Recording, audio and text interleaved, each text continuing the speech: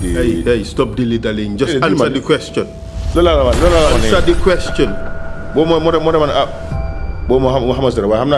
No, I didn't know that one. Look, but what I know it's not about whether you know or don't know. Does anybody have the audacity to do that? Or did anybody have the audacity to do that during that time? Maybe. Maybe because Tumbul can even do some things that Yaya Jammeh will not be aware of. On this particular occasion, Yaya Jammeh was aware. And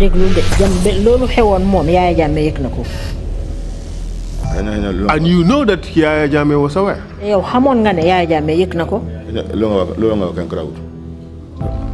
This is not me testifying. This is you testifying.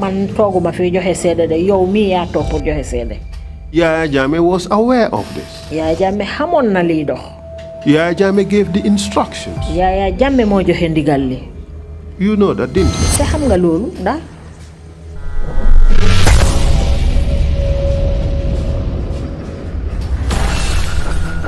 You're scared to say the truth. Shoot. I had no choice. I had to shoot. But from there, I came back and sat in the vehicle. Let's get it slowly. What did you shoot at? I shoot at the victim. You killed him? Yes, sir. Tell us step by step what happened for these people to be killed. Because Solo is a guy like this, Mustadi fire guy. When Solo brought these people down, that's the time I saw him start firing on them. I'm not going fire as a coup. That's what was tell me. That was tell me. As one, he shot that person fell in the well. He was crying. Sila grenade fire was come. That's the time they took a grenade and fired on him. Who did that? Malik. Malik who? Malik Jata. And what was the effect of shooting a grenade inside the well when this person had just been shot and he dropped in the well but was not dead? We will bring the person up to the well, they will fire at him, and he will fall into the well. We are transporting them one by one to the firing ground. Me and Aliu Jeng, Malik and Sana Manjang were standing there. When we take this person, they fire at him, he fall in the ditch. We come back for another until the last man. So when I took this man up to the ditch, before we reached the ditch, he was having a note, 100 euro note. He gave it to me. He told me that it's not necessary for me to die with this. You are living, you may use it. You have been nice to me since we take off from Banjo. When we arrived, he asked me to give him Sanamanyan told me, finish him. He asked me for me to allow him to say his prayers. I said, go ahead. He kneeled down to say his prayers. Then Sanamanja has already reduced the shot. You don't have to answer this question. You have a right not to incriminate yourself. But if you lie also, the commission may take that against you.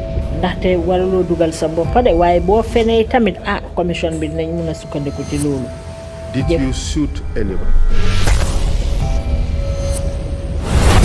And from the first time you took somebody, the person was shot and killed, correct? Yeah.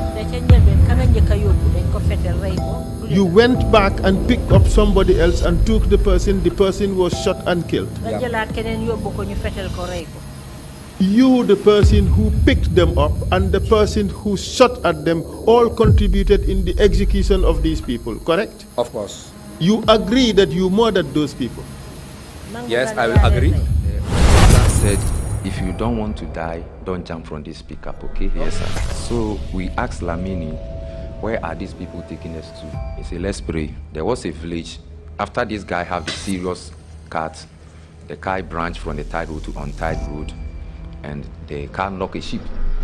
And they stopped the car, and they brought the sheep, the dead sheep, between me and Kwaju, and the officer said, you are going to travel with this sheep tonight.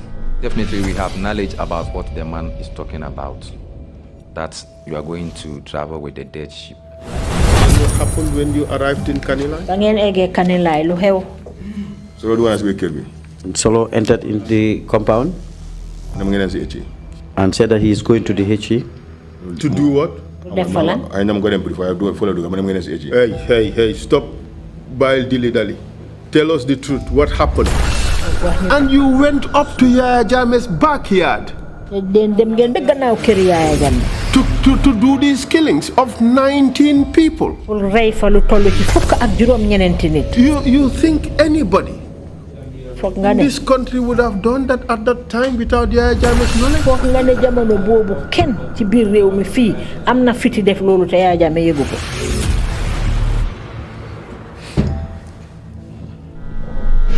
Just shaking your head. Answer the question.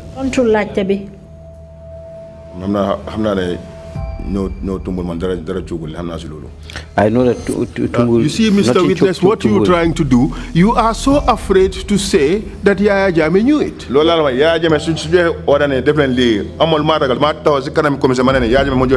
Jammeh gave an order. I have nothing to fear. Okay, let's do it this way. You said Yaya Jammeh. Listen, you did say a moment ago that Yaya Jammeh was briefed, wasn't he?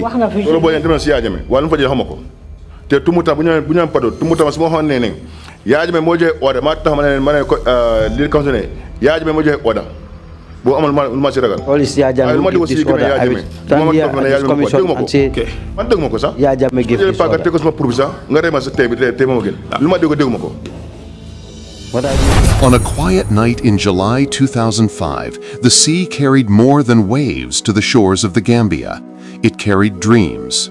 44 young men filled with hope, hunger, and courage, unaware that the land before them was not a refuge, but a trap.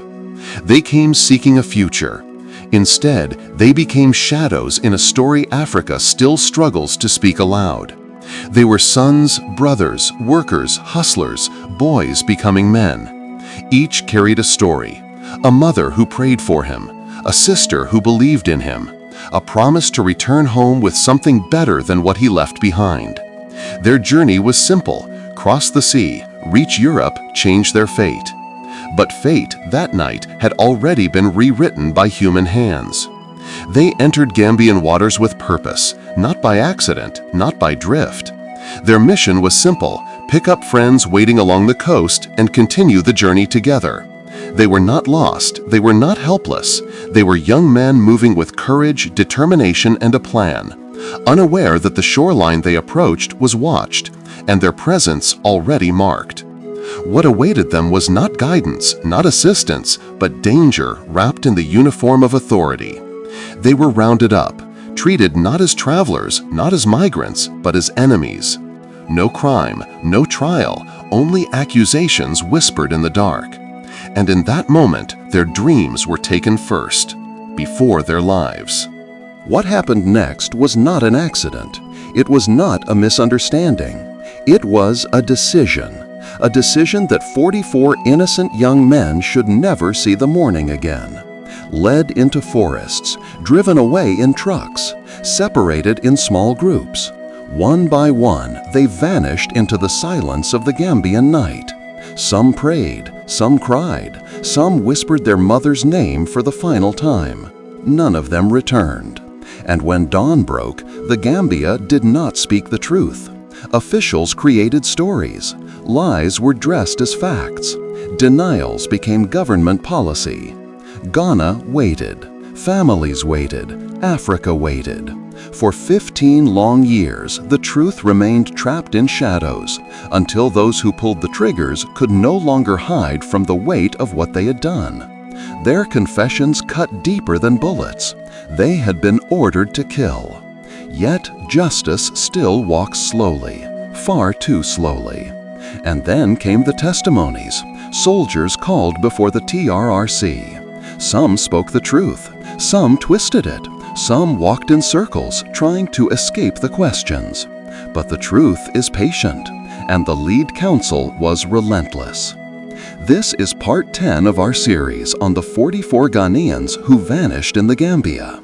If you have not watched parts 1 to 9, visit our YouTube channel to understand how this story began and why it must never be forgotten. Today, we revisit the testimony of Lamin Sillah, a man who tried to hide the truth but was caught in the simplest of ways. Remember to subscribe to our YouTube channel for more untold stories, stories buried by fear, uncovered by courage, and spoken for the souls who can no longer speak for themselves. Welcome back, Mr. Witness. May I remind you that you're still under oath? Yes, sir. Wow. And just be careful with your testimony. And say things in a way that are truthful. If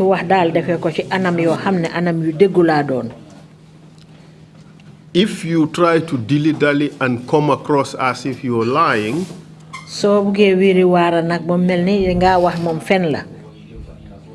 you'd have to live with the consequences. So you now have the opportunity to face the nation and speak the truth.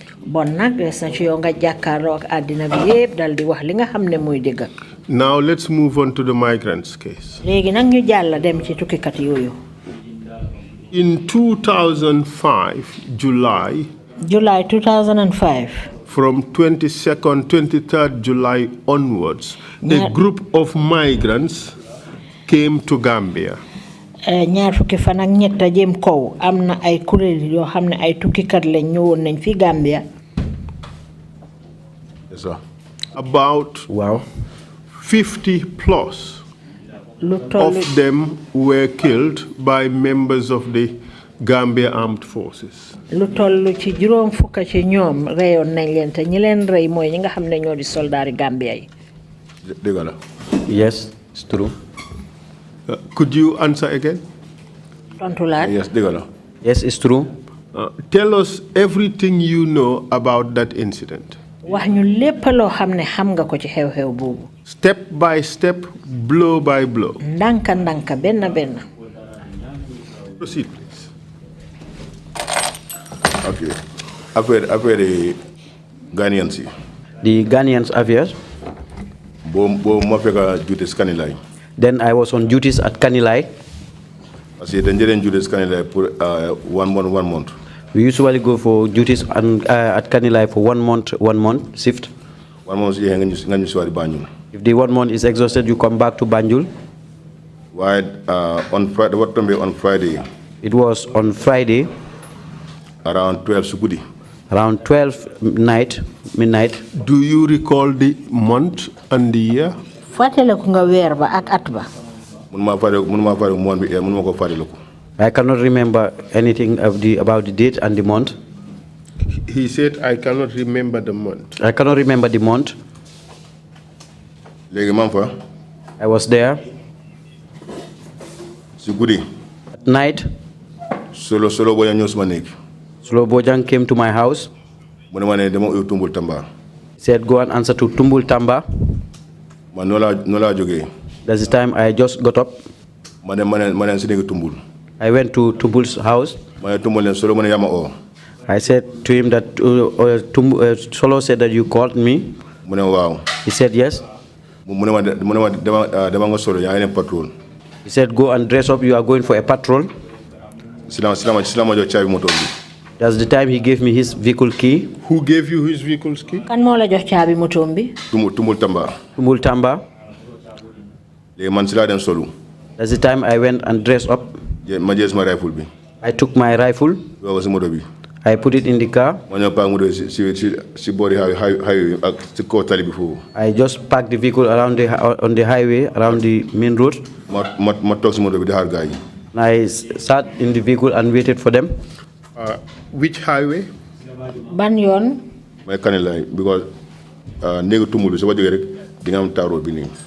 that's the highway at Kanilai, just before the house of Tumbul. I sat there for long, waiting for them. As the time Slow Bojang arrived, entered in the vehicle. Sana also came. And Alfidai. Who is Alfidai? Who is Alfidai? Malik Jata. They entered to the vehicle. The other vehicle came. They also stopped for so long. And that's the time Solo said, let's go. That's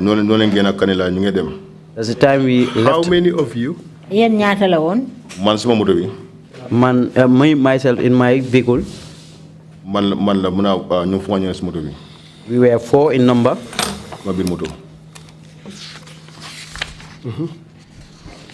Yes, tell us. But the other vehicle, I don't know who were there because it was at night. Yes, so how many in your vehicle?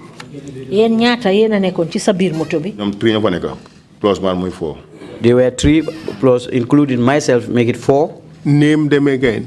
Limat Len, Century. Solo Bojang was there. Sanamanjang was there. Alfidai was there. And Alfidai is Malik Jata. Alfidai is Malik Jata. Correct. Yes. In fact, you would agree with me that in your vehicle we are the most notorious junglers.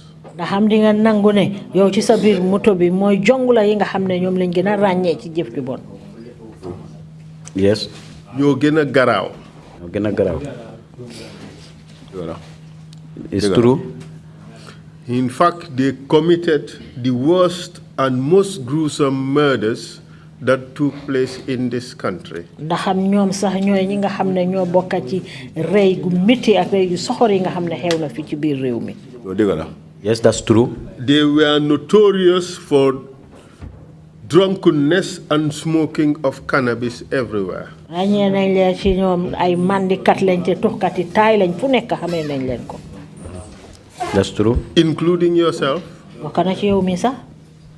Naan. To drink? I never drink, I never smoke ganja. Never did it.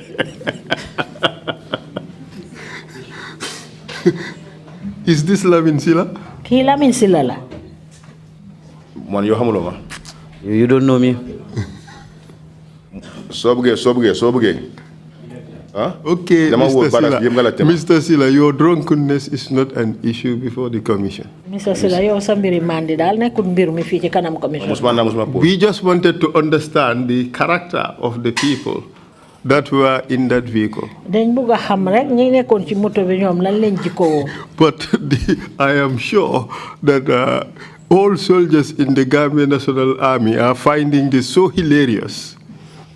Waaye xam naa ne de ñi nga xam ne ñooy soldat yi nekk ci National Army bu Gambia yépp lii ñu ko gisee lu doy waar. Even yourself, you finding it amusing. Ndax yow mi sa bopp sax yow na waar ci yow. That you are saying that you've never drank alcohol. Ne yaa ngi wax ne musuloo naan sangara. And a cigarette. Only cigarette. It's finished. Okay, Mr. Sillah. Baax na.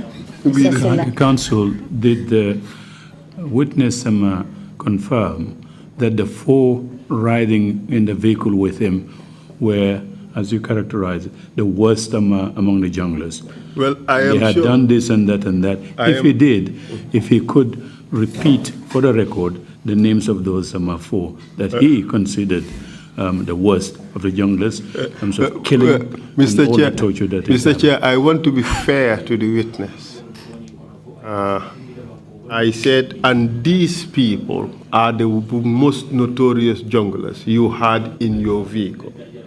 And so that would suggest the 3, Solo, Sanneh, and Malik. Thank you. So perhaps maybe he should be asked the question whether all 4 of them were notorious junglers. Would you accept that all 4 of you in that vehicle were the most notorious junglers? Ndax di nga nangu ne yéen ñeneen ci nekk ci biir moto boobu yéen ay jonglers yi nga xam ne ñoo gën a doy waar. The 3 of them are the most notorious.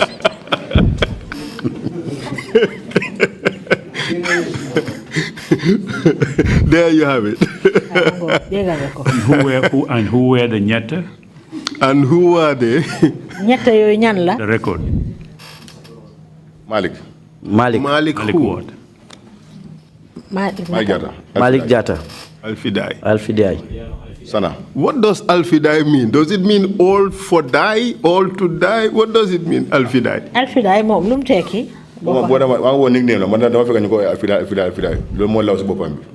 I just met people calling him Alfidai. And who else? Ngam Solo Bojang. Solo Bojang. And the third? Solo Bojang. Solo Bojang. Sana. Sana who? Sana Manjang. Sana Manjang. Ag Malik Jata. And Malik Jata. Nyata plus mama driver. And these three, including myself, plus myself, the driver. But do you confirm that these three were the most notorious junglers? Ndax di nga nangu ne ñett ñi daal ñoom ñooy jongleurs yi nga xam ne ñoo gën a doy waar. dañ dëggal boobu ñi moom koñ dañ dëggal boobu trop. Yes, they were most strong-headed people. Well, we're not talking about Deger Bopa. Deger Bopa is not a crime. We're talking about being most notorious, being most brutal. Waxuñ mbiri Deger Bopa dañu ngi wax ki nga xam ne ñoo gën a doy waar ñoo gën a soxor ci biir jongleurs. Am na. Would you say answer now? Am na. I know. It happened. Is it true? Dëgg la. It's true. It's true. What is true? Lan mooy dëgg? Because ñoo seen mbir ñoom kañ. Waxal wax ju jub. ñoom seen mbir ñoom kañ loolu du wax ju jub. Dama ne ñoo seen mbir moom. Doy na waar. Because ñoom amul ñu ragal. They are not afraid of anything. Because killing yëpp ñoom la. Because all this killing, they are the one. Like which ones? Mel ni lan? Example comme Ghanaians yi. For example, these Ghanaians. Akban. And which ones? My Ghanaians yi moom xam naa gars participate nañ si boobu because man lañu wax ne patrol. I know that they participated that one. And which other ones? Akbanati. Because ñoom fële moom su leen patrol musuma bokk ñoo dem patrol. That day mooy my first day. I've never gone with them on patrol. That was my first day. Lama tumul wane nga yaa ngi dem patrol. As the time Tumul told me that you are going for a patrol. You told the commission that killing, it's them. So which killings are you talking about? You've told us about the Ghanaians and which other ones? Wax nga commission bi ne rey yëpp ñoom la. Yan rey nga ñu mun a waxaat wax nga ñu Ghanaian bi bana ci des. Ena suma wax mi la waaye nag Ghanaian ñoo ko lifin foofu. Maybe because of the way I say. Xam naa ne Ghanaians ñoom participate nañ si boobu. I know that for the Ghanaians killing they participated. The shooting incident, the attempted assassination of lawyer Lamin Sillah, were you there? Bi nga xam ne foofu lañ doon fetel doon jéem a rey lawyer Lamin Sillah yaa ngi fa woon. Lawyer Lamin Sillah. Lawyer Lamin Sillah? No. I was not part of it. Deida Haidara? Deida Haidara bi nag. Musuma ànd ak ñi sax. I've never gone with these people. Man kay jógee kaay bi dañ liggéey pare ñu si jeex na. For me, the job at the working place, from there, I left for home. All these operations, I have never attended any of them. Mr. Sillah, if it emerges that you have participated in another operation, it may have serious consequences. Are you aware of that? Bu fekkee ne feeñ na ne bokk nga ci yeneen opération ndax xam nga ne loolu moom di nga jàkkaarloo ak loi bi. No problem. No problem. Good. But bu ma participé moom la wax. The one I participated, that's the one I said here. So on this occasion, in 2005, you had these three people in your vehicle. Bés bii nii ci atum 2005 ñetti nit ñi nga wax ne ñoom nga amoon ci sa biir moto bi. Man suma moto bi. In my vehicle. Benn moto bi bo pickup bu black bi sa moto bi. The other vehicle was a black pickup. Mu ngi taw sama gannaaw. It was at the back. Who was the driver? Ku doon dawal moto booba. Boobu moo xamoon ñu fa nekk because guddi la dafa leen dem. That one I didn't know who were there because it was at night and it was dark. Waaye ñu nekk sama moto bi mun naa identify ñooñu. Those in my vehicle, I can identify them. Mr. Sillah, are you afraid to mention the names? Mr. Sillah, xanaa da nga ragal pour tudda seen tur? Dama oriya ragal ma waaye nag tambo mu ngi daal man ni ma joxe caabi bi noonu laa toogee sama moto bi ñii ñëw God knows I am not afraid because it was night and it was dark. When But those who were at the other vehicle, I don't know any of them. Who was the driver? Kan mo don dawal moto be? Driver jongole sembo ñoy dawal si moto bi. The junglers themselves drive their vehicle. Waaye man xama ku ko dawal. But I didn't know who was driving. Waaye suma lay mas moto xamna ñu fa nek. Waaye mbele xama. But for my own vehicle, I know who were there. But of course, all those who participated in that operation were junglers. Wala ni ko ci loolu yépp ay junglers lañ. Mo even first day buñ ma jox small statement buñ ma loolu ma ne gaay ma ñu ngas moom xamna ñoo. That's what I said in the first time when I was giving my statement. I said those in my vehicle, I knew them. And I will never forget them. But you were also a jungler, weren't you? Why you tam jungler nga won ndax deet? Different.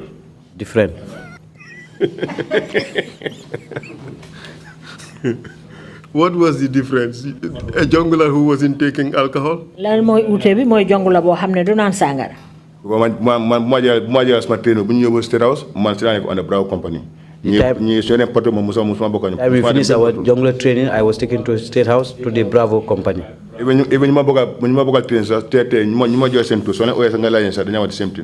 those that I gave their names, if you ask them, they say yes. You participated in few operations. Bokon nga ci ay operation yu néew. Which and which? The execution of the Ghanaians. Ray bi ñu ray Ghanaian yi. I said that at that one I was there. And you did the jungler training. Te janga nga mbiri jungler. I did that training. Yes, I did the training. And you were based at Kanilai. Te ya nga togon Kanilai. Duties, lot of Kanilai, but 1 month when you were Banyu. Duties for 1 month, then I come back to Banyu. Junglers, you never Kanilai, permanent. The junglers who were in Kanilai, they were there permanently. 1 month, so you had the man you saw at the State House. For me, for 1 month, if exhausted, I am coming back to State House. And in State House, there were also junglers. Just State House summit, I'm not a jungler yu fa nekk. They used to go there and fuel their vehicles and go out. But there were also junglers based there. Ñoom tamit jungler yoo xam ne fa lañ toogoon. No, ñoom soo gisee ñu State House. If you see them enter in State House, they have their operation and do it, or they come there to fuel their vehicles. Okay. So tell us what happened this day. You have these three, the most notorious junglers in your vehicle. Did they carry anything with them? Léegi wax ñu nag lana xew bés bi nga xam ne ñetti jongula yi nga xam ne ñoo gën a soxor ci jongula yi ñu ngi ci sa biir moto ndax amoon na benn gànnaay buñ gànnaayoo woon. Ku nekk am na sa gànnaay. They all armed. Which kind of weapons? Ban façon yi gànnaay lañ amoon. am na sama AK-47. I was with my AK-47. Solo the same. Solo the same. Mali Jata amee PGL bi. Mali Jata was having the PGL. What? Automatic grenade launcher mu ko amee PGL bi. Automatic. PGL. Automatic grenade launcher. AGL. No, that was different. AGL move for PGL move for. Okay. It's two different. Okay. Is it AGL different from RPG? Uba. It's different from RPG. Want to know. We just want to know. So there's RPG, there is APG, and PGL.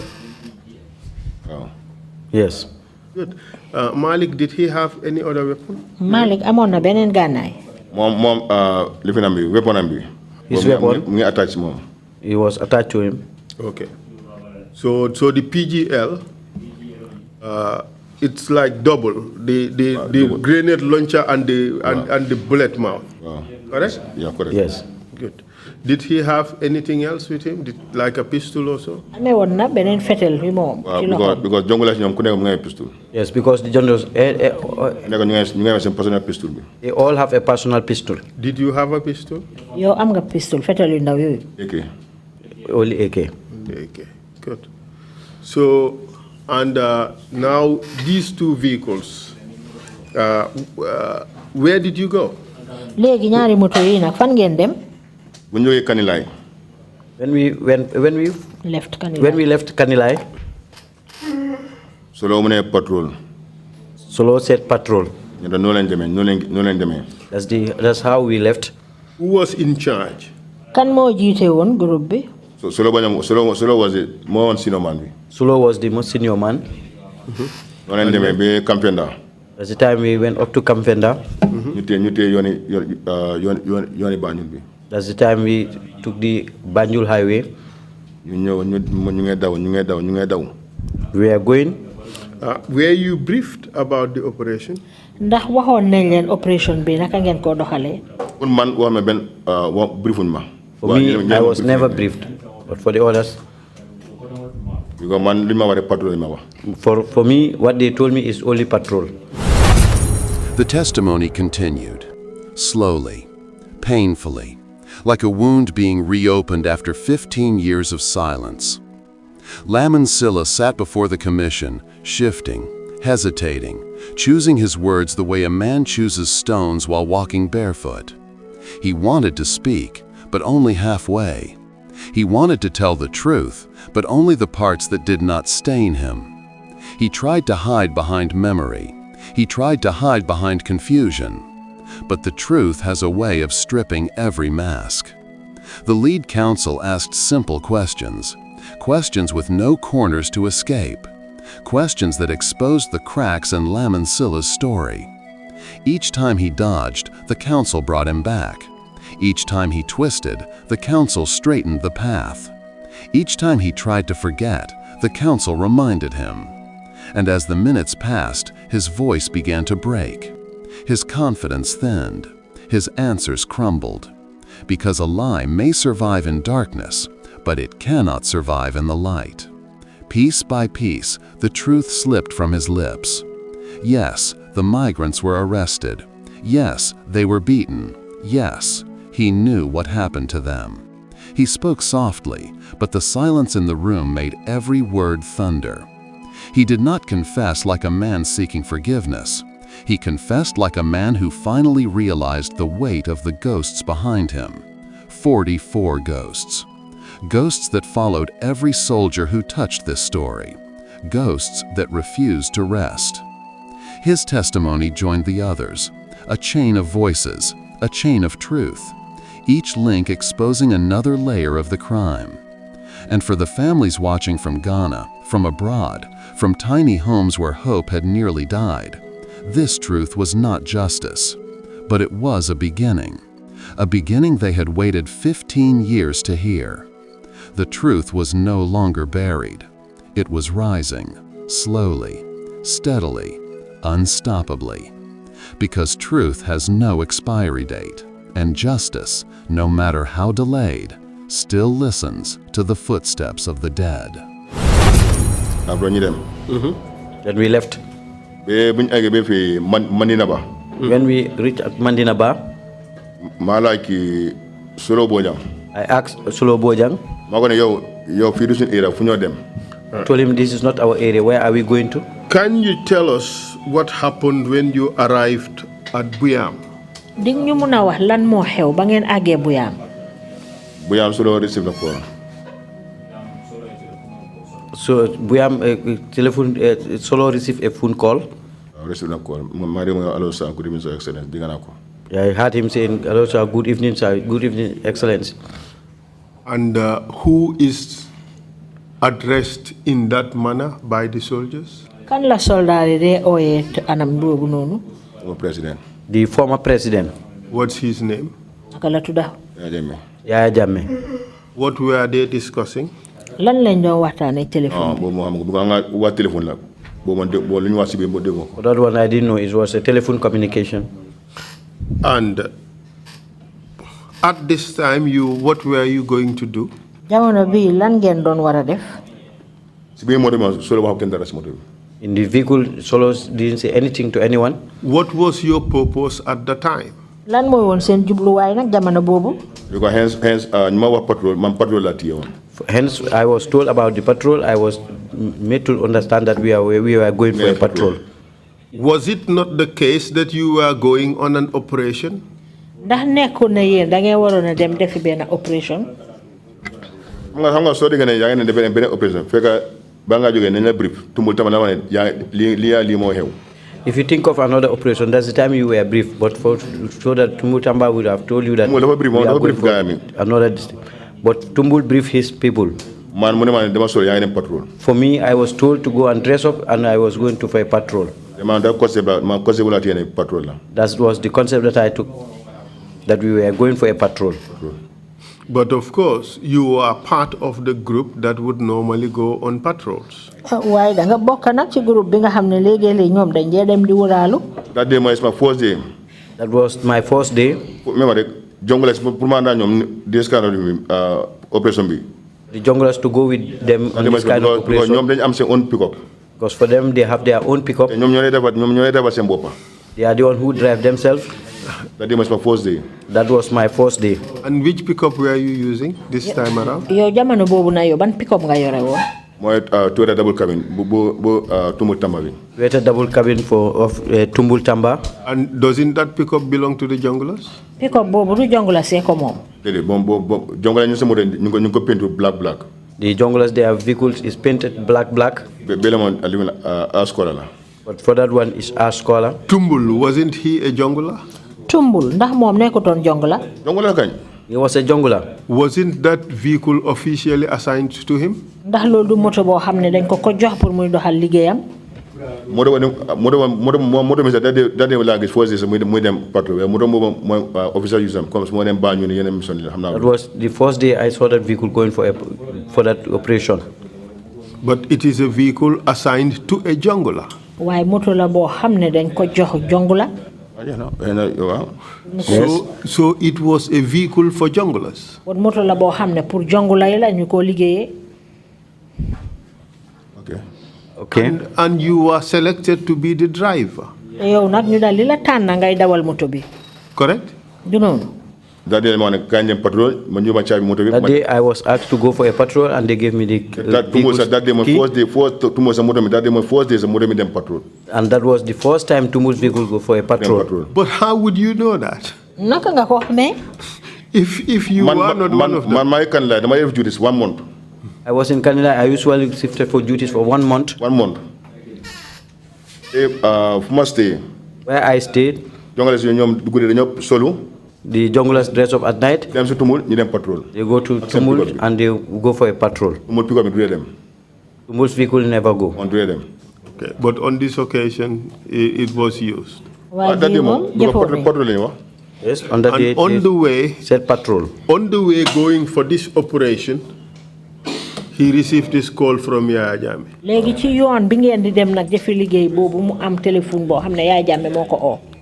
And he was saying, yes, sir, Your Excellency. Mu ngi doon wax yes, sir, Your Excellency, yow kilifa gi. And why do you think he was saying yes, sir? Lu tax nga foog ne mu ngi doon wax naan yes, sir. I cannot say that because it was a telephone conversation. What they were saying, I didn't hear it. Concentrate my drive. On that time, I was concentrated because I was driving. We understand that, but on what occasions would soldiers say yes, sir? Am nañ loolu waaye ci yan jamono la soldat yi day waxee yes, sir. Anga su nekkoon solo time mu pare woon su ñu waxoon ne lii ak lii la. Just answer the question. On what circumstances would soldiers say yes, sir? Ci yan jamono la ñe tollu nga xam ne soldat yi dañoo uyu naan yes, sir. Fekk former president moo ko call. Then the former president called him. If the president calls you, you would not just be saying yes, sir, Your Excellency. There would be a reason why you would say yes, sir. So the president oye nekkul na nga naan yes, sir, rek Your Excellency. Foog mu am lu tax nga di ko wax. Waaye soo waxa moom. But when you are talking to him, benn tey mu nga yow suma wax yow mu nga wax yes, sir, bem pare. When he's saying, you can always be saying yes, sir, until he's finished. But why would you have to say yes, sir? Lu tax ngeen di wax yes, sir? Because of he's the president. Mr. Witness, stop acting. People don't say yes, sir, just because they want to say yes, sir. Correct? Nit ñi duñ jé tok rek naan yes, sir de ndik dañ bëgg wax yes, sir rek. They say yes, sir for a reason. Dañoo wax yes, sir ndik dafa am lu ko waral. Isn't it? Du noonu. Yes, it happens. And you just saying yes to my question. Yow yaa ngi naan yes, waaw li ma la laaj. Because I asked of something. Ndik dama la laaj moo tax. True or false? I didn't get you well. You just said yes to my last question. Wow. Because I asked you something. Yoo gisee nga ne waaw su ma laajte ma la mujjee laaj nga ne ma waaw dafa fekk dama la laaj dara nga tontu ma. True? Dëgg la. Exactly. And if I had ordered you to do something, you could also say yes, sir. Su ma la sante itamit pour nga def dara dang ma tontu ne yes, sir. Yes, that's true. In this particular instance, why do you think Solo was saying yes, sir, Your Excellency? Ci bés boobu jamono boobu lan nga foog ne moo tax Solo mu doon wax ne yes, sir, Your Excellency. Because so muy wax yes, sir, because man xawma, because even man sama boba sa comme ni ngeen ñoo Solo ngeen toba these migrants ma xamako. Even myself, I didn't know that we were going for this migrants. According to the telephone, yes, sir. But on the telephone conversation, I heard him saying yes, sir. Wasn't he saying yes, sir, because he was agreeing with the president on what the president said? Nekkul ne mu ngi doon wax yes, sir, ndik dafa ànd ak président bi ci kàddu yi nga xam ne moom la ko président bi doon wax. What telephone la? That's what I am saying. It was telephone conversation. What telephone la? What telephone la? Because it was telephone conversation. What you were saying, I didn't know it. Isn't it obvious that he was agreeing with the president with whatever it is the president was saying? Ne leerut nag ne moom daf doon nangu ak président bi ci lépp loo xam ne ña moom la ko président bi doon wax mu ngi ci doon ànd moo tax mu ko yes, sir. Senaga? How? Because man bu ñu dee Kanilai ga waxuñu ne ngeen jëli migrants. Because when we left from Kanilai, I was never told that we are going for the migrants. Witness, what I am driving at is this. Listen carefully. Li ma wax ni déglu ma bu baax. Solo was saying yes, sir, Your Excellency, because he was agreeing with the president with whatever the president was saying. We don't know what it was he was saying. But Solo was agreeing with him. That's why Solo said yes, sir. Xamuñ lan la ko président bi doon wax de waaye boo déggee Solo naan ko waaw kilifa gi dafa fekk ne lépp lu mu ko doon wax moom mu ngi ànd ci loolu. Correct? Du dëgg. I cannot say anything about that one. I know that there was a telephone conversation. I know that they were talking about telephone, but what they said, I didn't know it. I'll just leave the issue and move on. The commissioners would draw their conclusions from the answers given. Right? Okay. So, as at Buyam, Solo was saying yes, sir, to the president. Ba ngeen eggee Buyam Solo mu ngi doon wax ne waaw kilifa gi bi bu ma wax président bi. And then you proceeded on your journey. Léegi nag ngeen continuer def seen dox. And at one point you said something to Solo. Am na jamono boo xam ne sax yow am na loo wax Solo. Mooy buñ eggee Mandinaba. Yes, that's the time we reached at Mandinaba. What was it you said to Solo? Lan nga wax Solo? Because Mama Solo ne yow fu ñu ne because fii du suñ area. I told Solo, where are we going to? Because this is not our area. Because patrol boo gis. Because any patrol, area. You are with your own patrol area. I asked him, where are we going to? Because this is not our area. How did you know that? Naka nga xamee loolu? Because Mandinaba. Because Mandinaba. How did you know that each patrol has its own area? Naka nga xamee ne kuy patrol rek foog nga am foo xam ne foofu nga war a am. Da nga ko xam. We knew it. The question is, how did you know? Because ku nekk sa boundary la. Because and every team had your own boundary. How did you know that? Naka nga xamee loolu? Buñ fa àggee buñ àggee laa xam foofu. When we reached there, that's the time I know it. How did you know that every patrol had a boundary? Naka nga xamee ne patrol doxantu boo xam ne yéen a ngi koo defee am na foo xam ne war leen koo weesu foofu ngeen war a am. Comme man in those days maa ngi patrol. In those days when I'm going for a patrol, senior man the most senior man who is leading the patrol, he can tell us that to stop at Birkama, don't go beyond Birkama. And who was this senior man? Kan mooy woon kilifa googu? The one who come in those days Yes. So who was that senior man in those days? Jamono boobu kan moo woon kilifa gi la daan wax ne bu leen weesu Birkama? Li nga comme senior man wala juróom ñu fa ñu lay no daf dee bari. Senior man who usually shifted there are many. Give us examples of those senior men who would tell you not to go beyond particular areas. Jox ñu misal rek ci ñan ñoy kilifa yi la da wax ne amna fo xamne war leen ko wessu. Just come time man State House fii. The time I was at State House here. Come smarting patrol. When I used to be going for patrol. Duty officer bi. Our duty officer. Lai Jallo. Lai Jallo. Mo dañu wone sen patrol fii la fii be Senegambia. He used to tell us where our patrol stopped. Ngeen duga Senegambia. Serekunda. Ngeen dem be bo Tabokoto ba be Abuko ngeen delsuwaat. And to Tabokoto up to Abuko and you come back. Ak kanati. Digam ki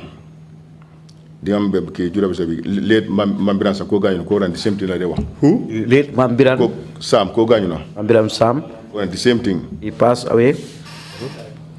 And who else? The same. Okay. When you were in Kanilai, tell us when you were in Kanilai. Wax ñu ba nga nekké Kanilai. Okay, Kanilai. When I was in Kanilai, patrol. I don't used to go on patrol. So how did you know that for those from Kanilai, your boundary was not beyond this place, Mandinaba? Because that is from Bi nga nekké Kanilai naka nga xamé né yeen fi ngeen wara em warta wessu Mandinaba. Ana be Kalaji. From up to Kalaji. Nga ne be Mandinaba. Up to Mandinaba. They are all at the Fonyi. You can stop at block. How did you know the boundary limitations of the patrol teams? Yow nak naka nga xamé né ñi nga xamné ñoy patrol fi lañ wara em waruñ ko wessu.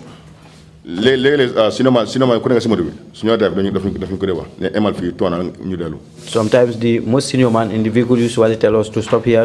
Because you're saying patrol. So what they are avoiding is you can go for a patrol and another barracks is also on patrol and you can collide. So you are accepting that while at Kanilai you used to go on patrol? Kon ya ngeen nangu ne bi nga nekké Kanilai bon dang dan dem patrol? I don't used to go on patrol when I was in Kanilai. I told you here, when I was in Kanilai, I don't go for patrol. But you just told us. Listen, you just told us that when we used to go on patrol, the senior man would tell us that you cannot go beyond this place, like you cannot go beyond block, or you cannot go beyond this Kalaji. That's what you just told us. Légui nga ñu wax né. When I used to be in Banjul, but for Kanilai, I never go for patrol. Kanilai, that was my first day mining patrol. Kanilai, that was my first day going for patrol. With Tumbul Samba's vehicle and Soloboja. Maybe the commission would just investigate your activities as a jungler. Because you seem to be minimizing your understanding of the junglers.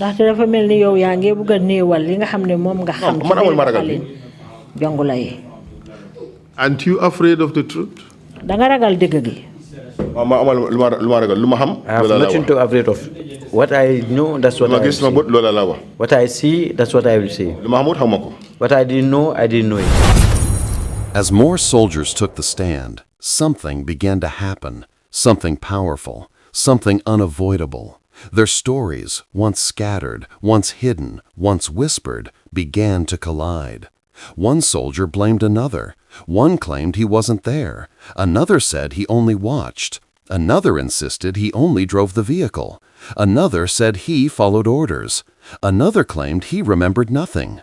But lies do not stand alone. They fall when placed beside the truth. Piece by piece, their testimonies contradicted each other. Times didn't match. Locations didn't match. Numbers didn't match. But one thing did: the fate of the 44. Every path in their stories led to the same dark ending. The lead counsel listened carefully, not to the noise, but to the cracks. Because criminals hide in silence, but the truth hides in details. And each detail exposed another corner of the night the migrants were taken. The trucks that drove without headlights, the forest clearing where engines went quiet, the gunshots masked by the wind. The orders passed down like a poison chain. The soldiers tried to distance themselves, but the story kept pulling them back in. Because when a crime is shared, the guilt is shared. And when the truth finally emerges, no one walks away clean. For the first time, the Gambia saw the truth not as rumor, but as testimony, written in statements, sealed in confessions, spoken in trembling voices. And Ghana watched, Africa watched, the world watched. Because this was no longer a mystery. It was a map leading straight to the men who gave the orders and the man who ruled the country. The soldiers were foot soldiers, but the command came from above, from a place of power, a place of fear, a place where one voice decided who lived and who was erased. The truth was no longer a story. It had become evidence. Evidence too heavy to bury again. And one question rises above every testimony. If the men who pulled the triggers are speaking, when will the man who ordered them answer? Okay. So you came up to Mandinaba, you told him that you are going too far out. What did he say? Legi bi ngeen ñëwé bi Mandinaba nga ne ko yéena ngay wessu na fi ngeen warona em lan la tontu? He told me that you are a driver. Just drive and we go. And then? Then we continue. Airport Johnson. We drove up to Airport Johnson. Airport Johnson. Then he asked me to cough, to take a bend. Look, did you refuse to go on that operation? Ndax bañoon nga pour dem ci operation bobu? Because operation bi gaay waxon ma ne li la. I was not told what to do. Mr. Witness, you are not a member of the patrol team. That's what you claimed. Wow. Yow li nga wax day moy ne yow do de bokk ci kurel gi nga xamne ñoo de dem di woralu. Dégg la. You were not under Solo Bojang. Nekkulo ci ron Solo Bojang. No. No. You were not under Tumbul Tamba. Nekkulo ci ron Tumbul Tamba. Why did you accept to go with them? Lutax nga nangu pour anda ñom? Gisa Tumbul Tamba. You see Tumbul Tamba. Tumbul Tamba. Tumbul Tamba. Sola ñu fa nek ñep. All the soldiers who were there. Ñep ñu ngi under Tumbul Tamba. They were all under Tumbul Tamba. But time when go appoint as Kanilai OC. Then he was appointed as Kanilai OC. In fact, so you are taking instructions from him. Legi yow dal yang doon jëlé ndigal ci mo lo. Even more than order because my living bi. He usually give us order because he was CEO before. He was the CEO there. So those at Kanilai that was a jungular operation. Ñi nekk Kanilai yo fofu mom ñoom doxalini jungular lañ doon def. Because the difference between you and the others is that you did the jungular training with them. Li la utale ak ñeneen ñi moy ne yow ya ñoom yena defandor jangam mbir jungular. Correct? Yes, that's true. And you are posted there just like other junglers. Te ñu ngi la fa yobbu pour nga liggéey fa comme yeneen jungular yi. Correct? Diga. Wow. Exactly. And you are going with them. Ya ñooma doon anda. It was my first day to go with them. All right. Okay, let's proceed. So then what happened after you arrived at Airport Junction? Legi la na xew nak ba ngeen égué Airport Junction. Airport Junction. When we reached at the Airport Junction, he asked me to take a cough. Then we went straight. I went up to the turntable. I still asked him how and where then. He asked me to continue. After he received call. Then he received a call. Good evening, sir, DG. Then he was saying, good evening, sir, DG. And what does DG stand for? DG mom lum teki. Then he was talking to Daba Marena. And Daba Marena was DG of which institution? Daba Marena, more DG, ban ligay kay. NIA. And then? Then I was the one who asked Solo. I asked Solo, which DG are you talking to? Because he was sitting in front. Then he told me the NIA director. When he finished speaking with him, then Marena, he was directing him where the Ghanaians were. But Marena himself was not there. When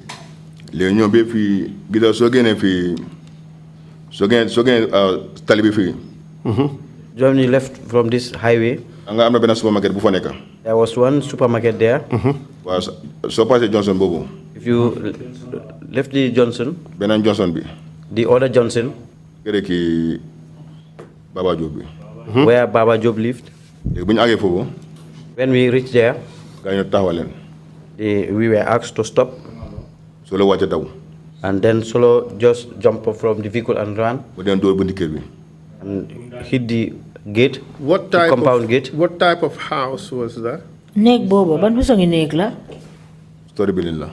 It was a story building. Black bundiker. And a black gate. How do you know that was Baba Job's house? That day I had somebody who was testifying here. I was asking who owns that house, and I said I didn't know. Somebody just testified here. That's the time I knew that it was Baba Job's compound. All right, proceed. And when Solo left, and he asked me to ask and reverse the vehicle. Then I saw Solo pull some ropes. Then I saw him taking some people from the house. Yes, you know, they pick up the double cabin. The truck is not that much big. Yes, the back truck space of the pickup vehicle is not very big. Proceed. Then he brought them and put them inside. And he tied them. Then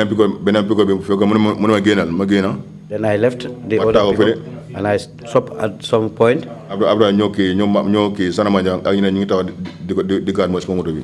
Then Sanamanjang and others were standing guarding my vehicle. The other vehicle also entered. The same thing. They did the same. What is that same thing? Same thing. When they put 4 in my vehicle, they put 4 in the other vehicle. Because Solomon going to coordinate. Because it's Solo who is coordinating it. Was it 4 they put in your vehicle or 10?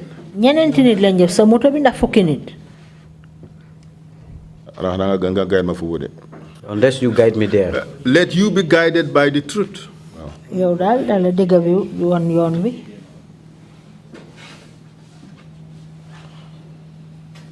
There's a massive difference between 4 and 10, and you know what happened. Yes, it's 10-10. You are right. Don't play games. I didn't play games. I usually forget. How can you forget? How many? But you so easily remembered.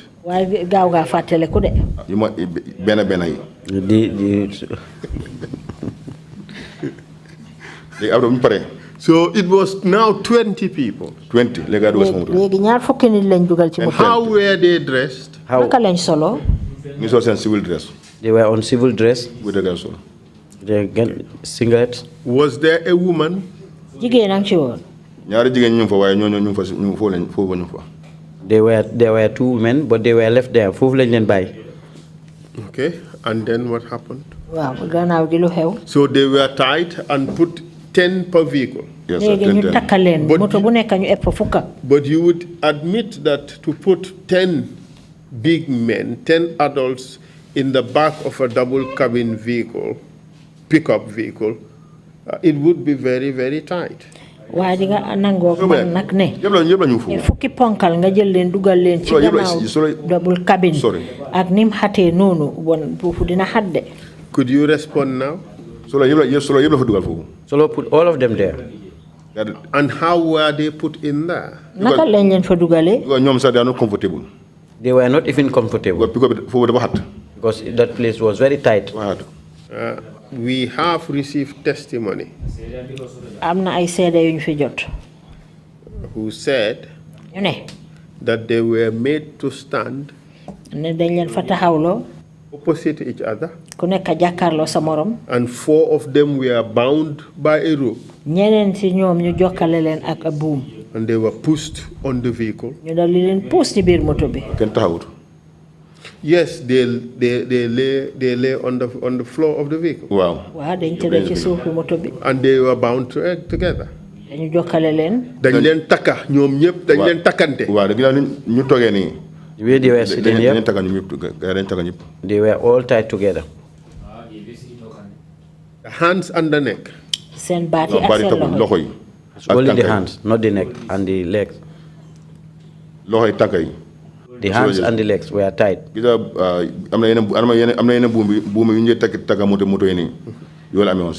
Those vehicles, those ropes that they used to tie for these vehicles. That's how he tied them. And he asked me to leave. And what did you do? Lan nga def nag?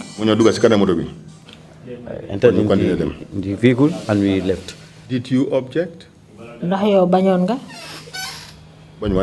No, I didn't object. But at this stage you knew you were going on a serious operation. Waaye jamono ji nag xamoon nga ne yaa ngi dem ci operation boo xam ne bu doy waar la. At this stage you knew you were going on a serious operation. Jamono ji nag xam nga ne yaa ngi defi operation boo xam ne day bu garaaw la. That's what I'm saying. Yes or no? Waaw wala déet? Yes. Do you answer? Yes. Yes. And at this stage, you could have opted not to be part of it. Jamono ji mënoon nga wax ne bokkuloo ci. Les council so dégg nga bañ fekka tout le monde daf ko seppi wax la lu set. Lead counsel, if at all you are to refuse, that's the time you were brief on because it. Because Because if Tumbo Tamba told me that I was going to take these Ghanaians to kill them, Mr. Witness. what he only told me is patrol. Mr. Witness, you don't go on a patrol to just apprehend people or take people who are already in custody and tie them in ropes like cattle and force them in a vehicle if it wasn't going to be a serious operation. Bude patrol kese la dem dalu do de dem jappani yo xamne Solo Bojang ak ñeneen ñom xam nañ. Solo Bojang and others knew what they were to do, but for me it's only the time we arrived at the scene, that's the time I know what to do. But at this stage you could have refused to be part of it. Way jamono ji mënon nga bañ ñama day bokkuma ci li. If I was brief, I could have refused to go. Yes, but now that you were there, you saw it with your eyes, what was going on, you could have refused to be part of it. Waaye léegi nag comme dem nga fa ba pare te gis nga ak sa bët jaxaran li nga xam ne moo doon dox mënoon ngaa wax ne man daal lii duma ci bokka. After bu ñu demee la li na xula na solo si loolu. I quarrel with Solo on this thing. The question is not what happened afterwards.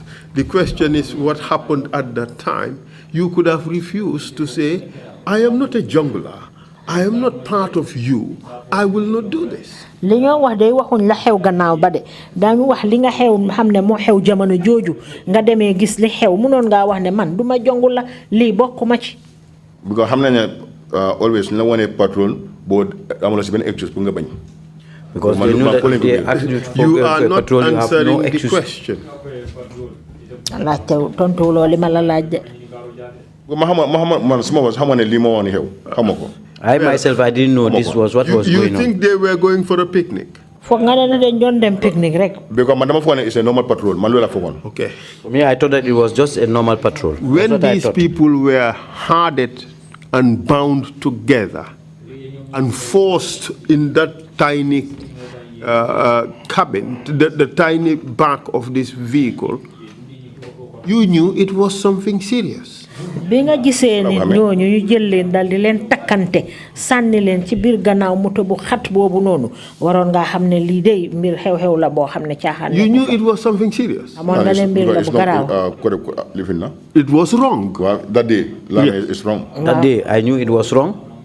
You chose to go along with amoon nga them. ne baaxut waaye nga ànd ak ñoom ci liñ doon def. True or false? Dëgg la wala déet. Hey, dégg nga li ma wax. Déedéet nga xamoon naa ko woon. Nga xamoon naa ko. Ma xamoo ko woon de. I knew it. I didn't know it. Waaye ca jamono jooja waxtu boobu ngeen fa taxawee xam nga lan moo doon xew. Xam nga ne demu leen woon picnic. Loolu la wax nii moo tax ma ne man ñu bu ñoo ñëw su ma gaay briefé lii mooy xew du ma ñëw. Mr. Witness, nobody is asking you about what happened in Kanilai or along the way. You are being asked this question. At that point, standing at the place you call Baba Job's residence, these West African migrants were being tied together and forced in your vehicle. You knew that it was a serious operation. Seede bi laajuñ la xew Kanilai de wala li xew ci yoon bi ba ngeen eggee ci béréb boobu nga wax ne mooy këri Baba Job gis nga ñu jël ay nit takkalante leen da di leen fudda ci gannaaw moto boo xam ne yow mi yaa ko doon dawal te ba nga gisee loolu xamoon nga ne lii day moom mbir mu doy waar la. True or false? It's true. It's true, it's not correct, it's not normal. And you chose to go along with them. Nga dal di tànn nag ànd ak ñoom ci liñ doon def. Order li ma wàññi patrol. That was the order that we are going for a patrol. But you knew that what you guys were doing was unlawful. Wa xamoon nga ne nag jamono jooju li ngeen doon def day àndut ak luwa. Pour man fii la ko xamee. For me, that's here I knew. Man fii la ko xamee pour man fii la xamee ne li ñu def correctul. That's the time I knew that what they were doing is not correct. Let me ask you, have you ever been tied up with a rope? Man laaj la ndax yow mi mus nañ la takka ak buum? No. If that were to happen, would you be happy with it? Su loolu xewoon ndax ding ci kontaan? Man sa kontaan ma si. I'm not even happy with that. And you know that is unlawful? You know it's against the law? Xamoon nga ne li ñoo def noonu day àndut ak luwa? Yes. What is this? And you chose to go along with them, knowing that what they were doing was unlawful. Nga dal di tànn nag ànd ak ñoom ci liñ doon def te xamoon nga ne àndut ak luwa. Su nekkoon lii la xam naa ko duma dem. If at all I knew it was this thing, I will not go. Duma dem. Waaye am nga soldat moom always night patrol duma na bañ. You know, soldiers, at night patrol you cannot refuse. The question is not what happened before.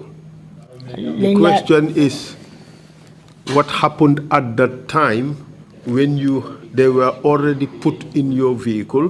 You knew that this was wrong, it was unlawful.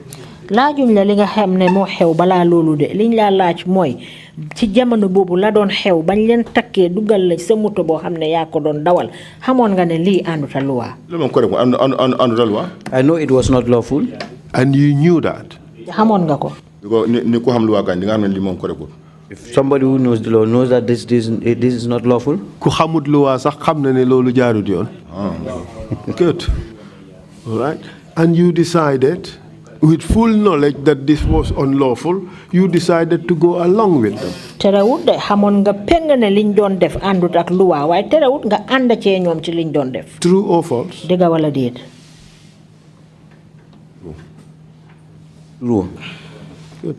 If you answer questions more directly, it becomes easy. We don't have to go round and around. Duñ am pour ñaay palanteer mba top dara pour to get the answers. Okay. So, and then you got into your vehicle. Wow. And when we entered the vehicle, then Solo asked me to. The testimonies continued, and slowly the fog began to lift. Because crimes like this do not happen in silence. They do not happen in confusion. They happen through command, through authority, through power. And in the Gambia of 2005, power had one face. But the soldiers never said his name easily. They circled around it, they hesitated, they swallowed their words before speaking, because even in exile, his shadow still frightened them. The lead counsel pushed gently, then firmly, then relentlessly. Who gave the order? Who decided their fate? Who told you to act? One soldier said, "We received instructions."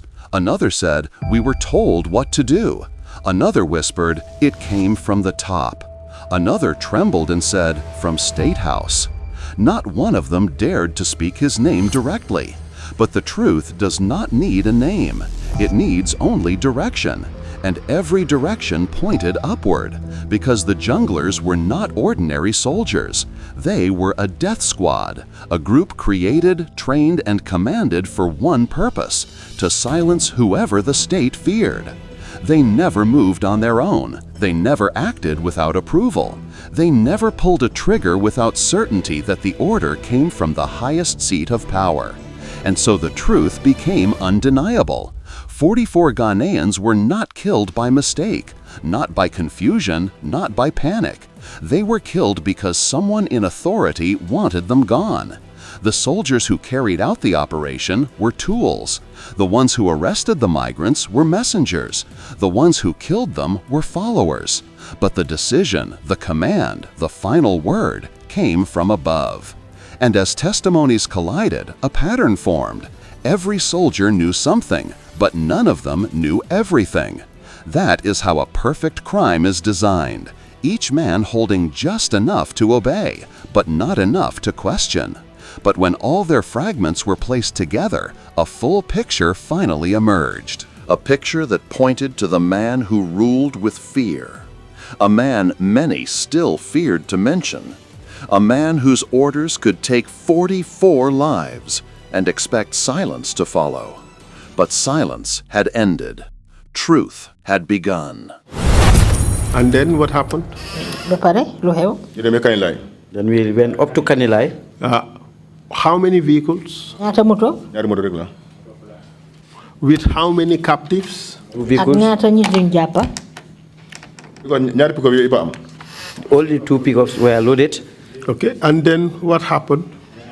When we arrived at Kanilai, roundabout before, so Kanilai. At the roundabout, when entering Kanilai, I asked Solo, where are these people going to? He asked me to take a van. Did he answer to your question? Because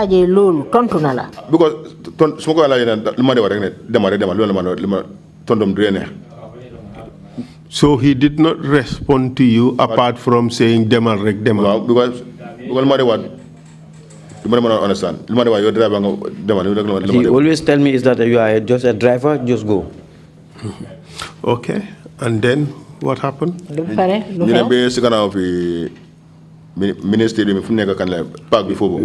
at the back of the mini stadium, the park. When we reached there, he said stop. At this time, where was Yaya Jammeh? He was in Kanilai. So proceed, please. You went to the mini stadium in Kanilai. How far is it from Yaya Jammeh's residence in Kanilai? Stadium ndaw bobu nga xamne mo nek Kanilai. Naka la sori wante ak fa nga xamne moy kër Yaya Jammeh ba Kanilai. It is a bit far. How far? No, I cannot. Mr. Witness, I know it's far. The commission would visit Kanilai, and these places would not shift. They would be permanent places, so you'd be able to find them. We would give you a piece of paper. Just draw and show us where these places are located in Kanilai. Just the main landmarks in Kanilai.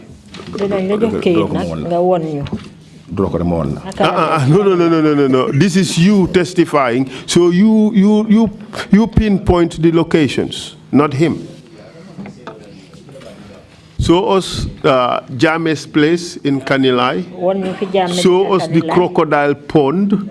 And show us the, of course, you know the crocodile pond. I cannot draw the rough schedule. I cannot draw.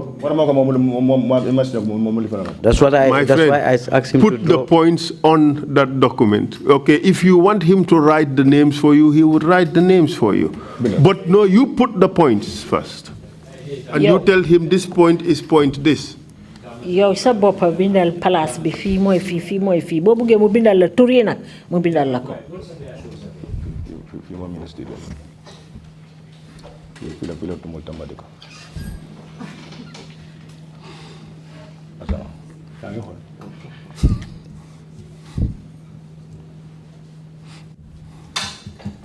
If Kanilai is not big, how could any place in Kanilai be too far away from the other? fekkee ne Kanilai kay xam nañ ne réyul bon naka la béré bi di sori wante mingi buene ko ko def ko mingi yani so tale ni bi da wana for house fi bi tumo tama fi de ka Show us is it the mini stadium or the park, whatever it is called. So tell him the names of places and he will write them.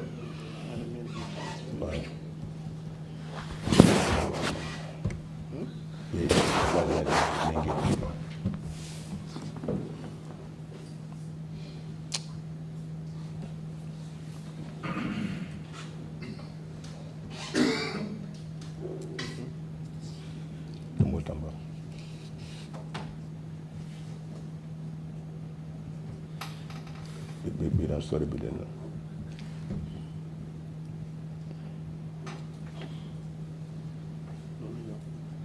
Bukan family ni aku dah bina story build.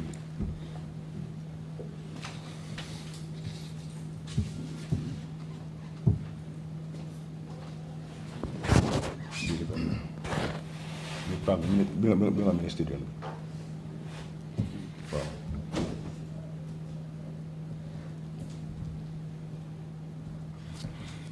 Council, I know we skipped the bio details today, but when he came on the 9th of July 2020, did he indicate in the bio details that he was literate? No. Okay, thank you.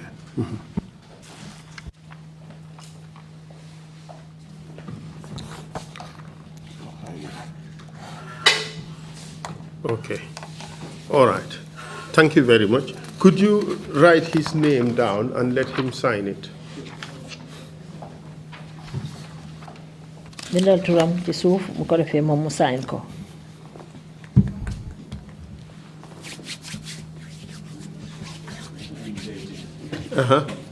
And date it.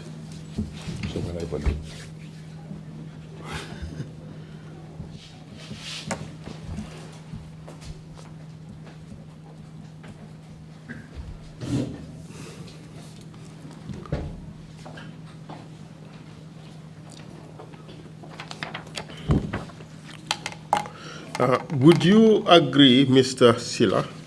Dinga anda man, Mr. Sillah.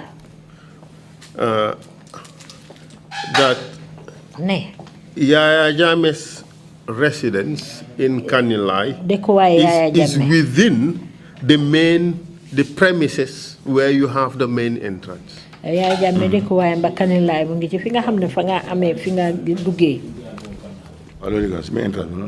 Yes, it's at the main entrance.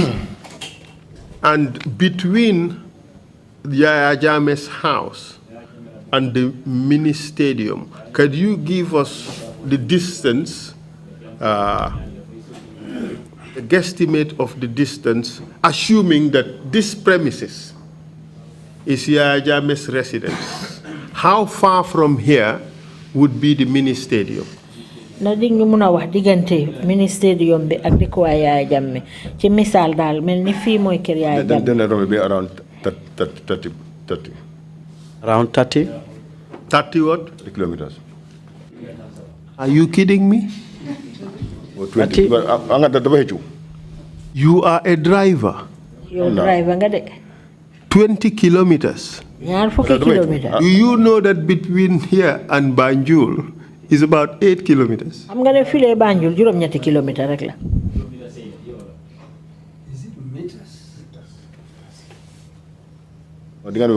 Two kilometers because this time 2 kilometers.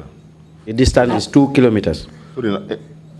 Bundi kër yaa jame ak pagu si boo xam ne Sindol Hotel si bi mais is resident up to the Sindola around 2 kilometers. It's up to 2 kilometers. I'm not talking about Sindola. I'm talking about the minister. Minister bi lola wa benen mi intant yep ak ci ko highway bi mu ngay compter dem be péré yep non la man check na yep. I check all. And what does it say? What was your result? 2 kilometers because dama def yep 00. It's 2 kilometers. Dama ko test 2 kilometers. So living yo jam nga def investigation nga set. Yes, you can even make your investigation and see. We will. Okay, so it's not 20 or 30 kilometers, it's 2 kilometers. And you said that you knew that because you have tested it. You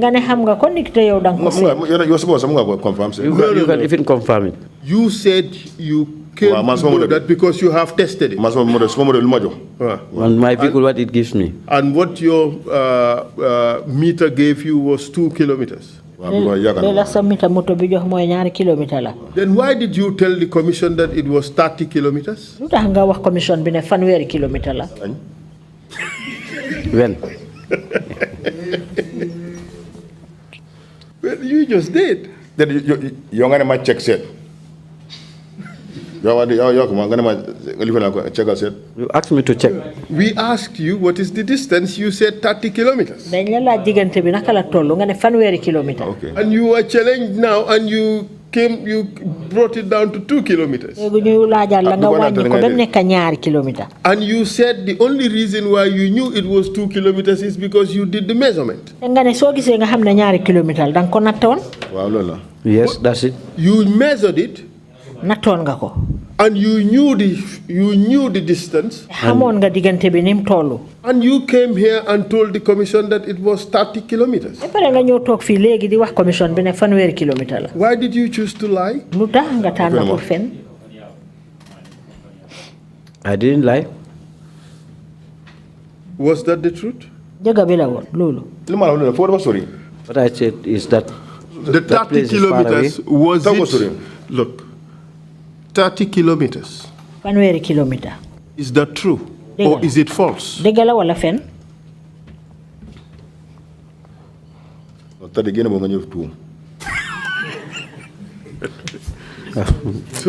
the 30 kilometers is a lie.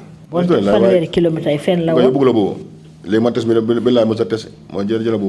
you take the other one. You don't want the one. I told you what I know, you said no. Mr. Witness, you are here to speak the truth. Is it 2 kilometers or is it 30 kilometers? 2 kilometers. So when you said 30 kilometers, that was not correct. I made a mistake.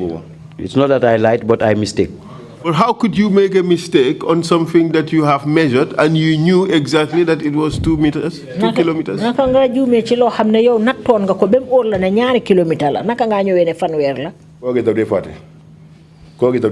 Everybody used to forget. Okay. Mr. Witness, you said it was 30 kilometers.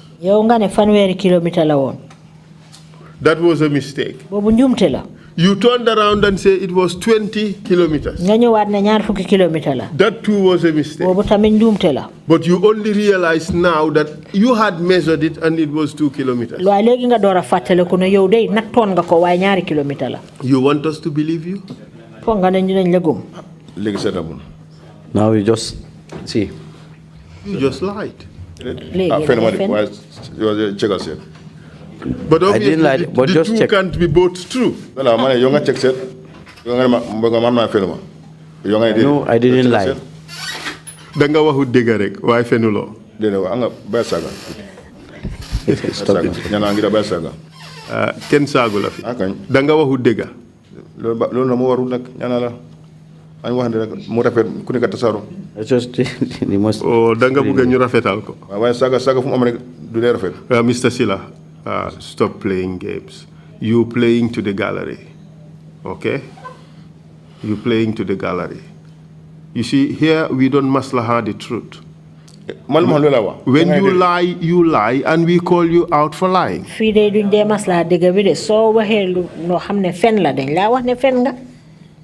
Okay, so let's move on. 2 kilometers away from Jammeh's residence. And Yaya Jammeh was there. True or false? Yeah, he was in Kanilai. And he was in his residence. Yes, he was there. So you guys, you went to this place, the mini stadium. Where exactly around the mini stadium? Mini stadium ban bor ci mini stadium bi. Solomon was there. It was Solo who directed me. It was inside the bush. Because Solomon because he is Solo who knows that place. Why didn't you refuse to go? Order. How can I refuse? It was an order. You knew fully well at this time that these people were going to be killed. When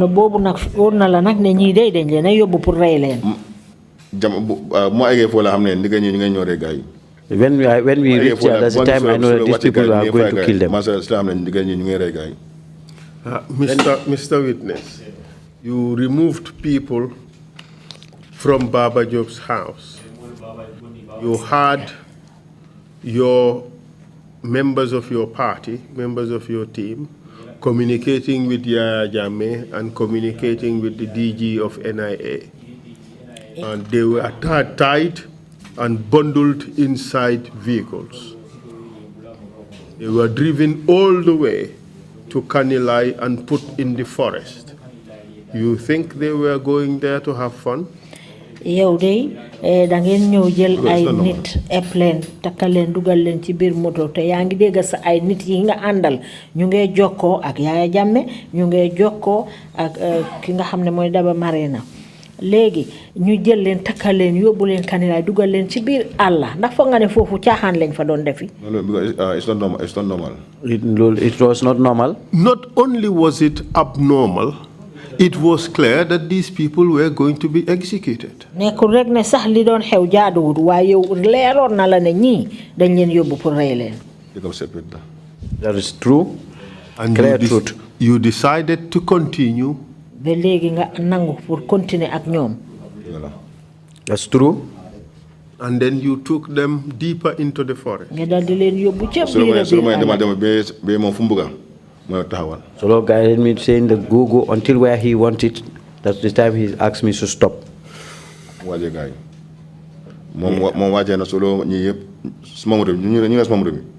who were in my vehicle, they came out and put these people down. Who brought them down? Solo Malijata and Sanamanjang. In the meantime, where was the second vehicle? It was at the back. And that vehicle too, what happened? When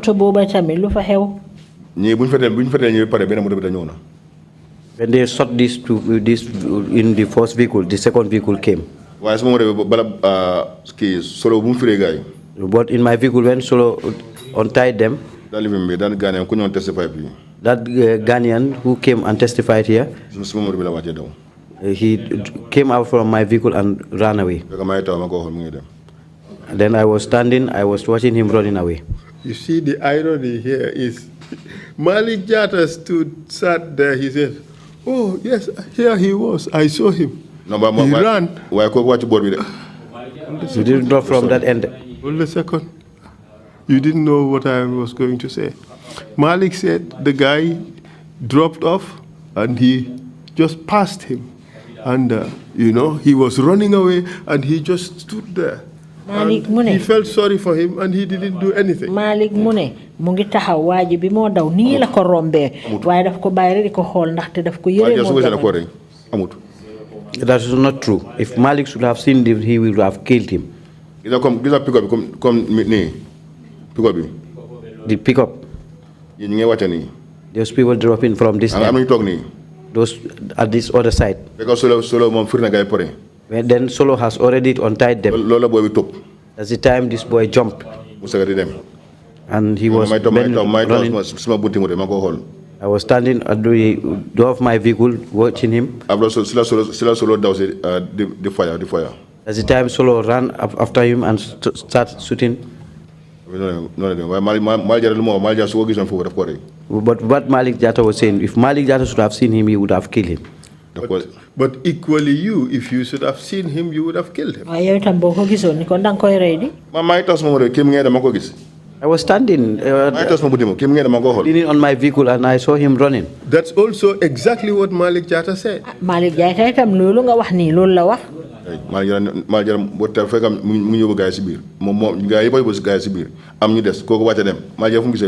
Malik Jatta, then they all took these people inside. Malik Jatta was lying. He didn't say anything. But Malik too would say you were lying. Malik tam munna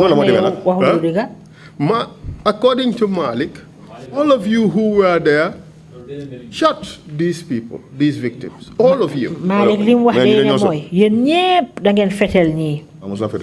I have never shot. I have never. Okay. Well, if Malik said so, he's lying. The trail of truth climbed higher, from the soldiers on the ground to the officers who commanded them, and finally to the doors of State House itself. Because the killings of the 44 did not begin in the forest. They began in an office, behind walls guarded by fear, behind decisions made without mercy. The testimonies revealed the pattern. Orders came quietly. Orders came suddenly.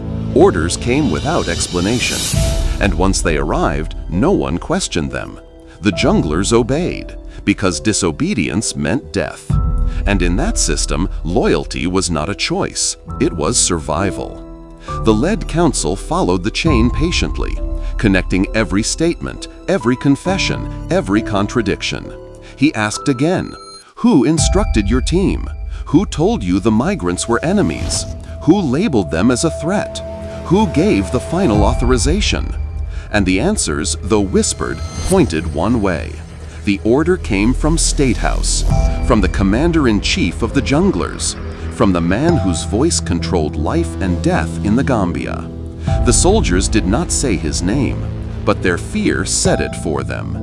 What happened that night was not a rogue operation, not a mistake, not a misunderstanding.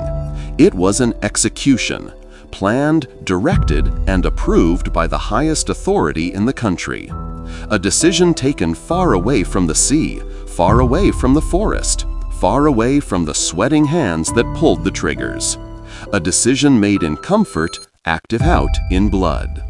As the commission listened, the truth became clearer. The soldiers were the hands, but State House was the mind. And nothing happened in that era without the mind giving permission.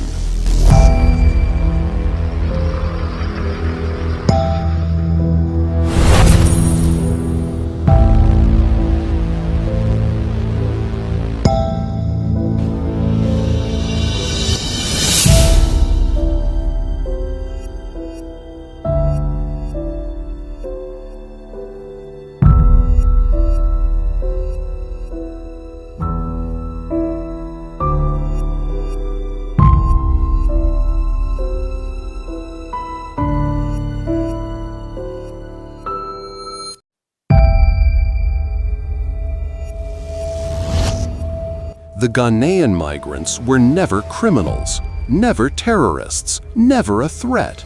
They were human beings, young, hopeful, vulnerable. But their lives were ended by a system that believed it was untouchable. And now, in front of the whole world, that system was being exposed. Truth was climbing upward, step by step, and it was only a matter of time before it reached the one who had always believed he was beyond accountability. Tell us step by step what happened for these people to be killed. Wax ñu benn lan moo xew bañ rey ñi. Because Solo by Mr. guy like Mustard fire guy. When Solo brought these people down, that's the time I saw him start firing on them. I'm not going for the coup. As one he shot that person fell in the well. He was crying. At the time they took a grenade and fired on him. Who did that? Malik. Malik who? Malik Jata. And what was the effect of shooting a grenade inside the well when this person had just been shot and he dropped in the well but was not dead? What was the effect? What was the effect? Naka la mujjé biñ jëlé grenade sanni ko ci biir teen bi xamné amna kuñ fétel ba paré sanni ko ci biir teen bi té déyut lan mo xew ba lolu xewé bañ sanni grenade bi fofu bi ko dafa dégal noise am bi because he had his noise he was wailing. And then what happened when he threw the grenade in there? Am jëlé bomba ba sanni ko ci biir teen ba lu xew non la dé. That's how he died. What happened for you to believe that the person died?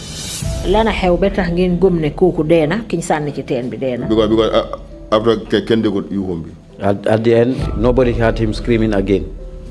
What happened to the grenade? Bomb grenade bo ngeen fa sanni lu ci xew? It exploded. With this person inside? Because Mali mo found grenade launcher. It was explode.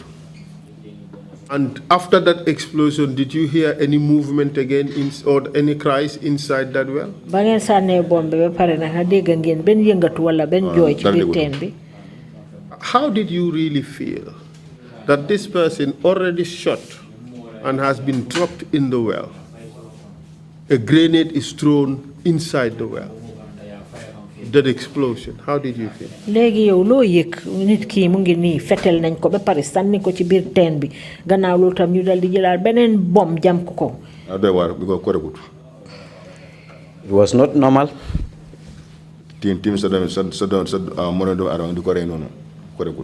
Killing somebody like that, a fellow human being. And how about the others? What happened to them? Légui ñeneen ñi nak lu leen dal?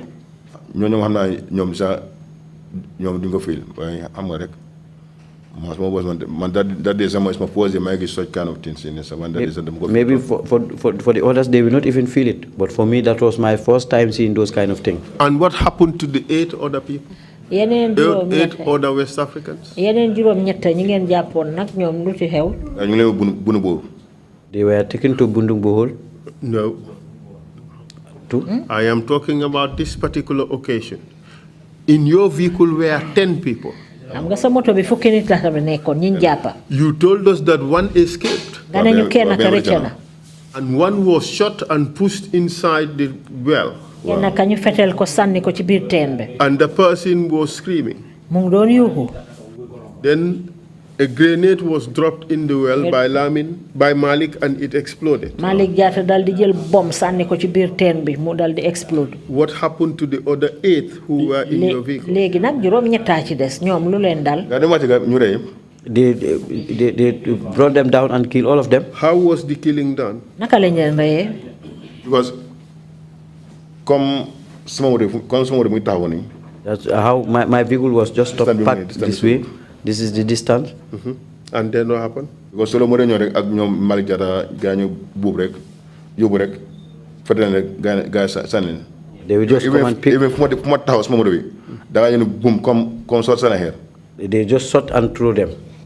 Da nga def suñu daano noise bi ñu def. Am ko dégg because smart taw mo fuñ taw ak len fuñu sané fatel ak smart taw. We would give you another. Could you sketch your vehicle and the well and where these people were standing? Malik Jata, Solo Bojang, and Sanamanjang. Malik Jata, Solo Bojang, and Sanamanjang, fin tahawon. Ak yow fi sa moto bi tahaw ak teen bi fan la nekkon.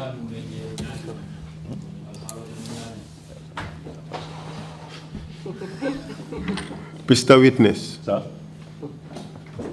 Stop this nonsense. Okay?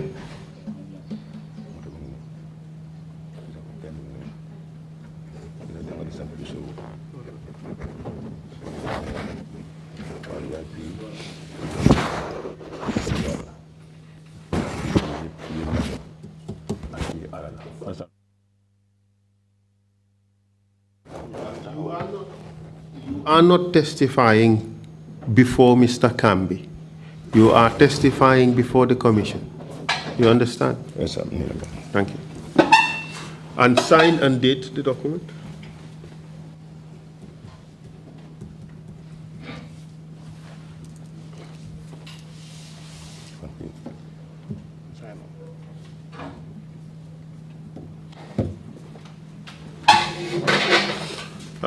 Where you were behind the mini stadium, were you hearing what was going on in Yaya Jammeh's residence in Kanilai? ngeen nekkee ci gannaaw stadium boobu noonu ndax yéen a ngi doon xew lay xew déggali xew kër Yaya Jammeh foofu Kanilai.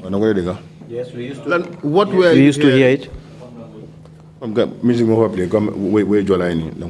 There was a music, this Jola music.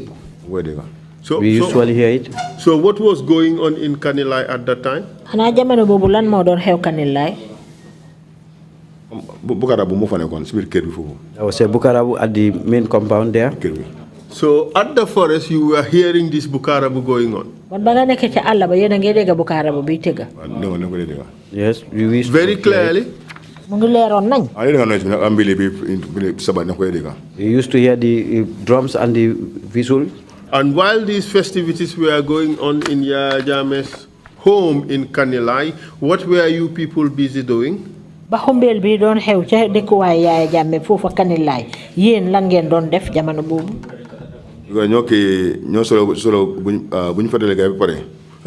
Answer the question. Okay. Wow. Ba Yaya Jammeh gaayam yi di noos Kanilai di tëgga seen Bukarabu di feycoo yéen sa groupe bi yow Malick Jatta Solo Bojang Sanama Jang lan ngeen doon def ci àll ba foofu?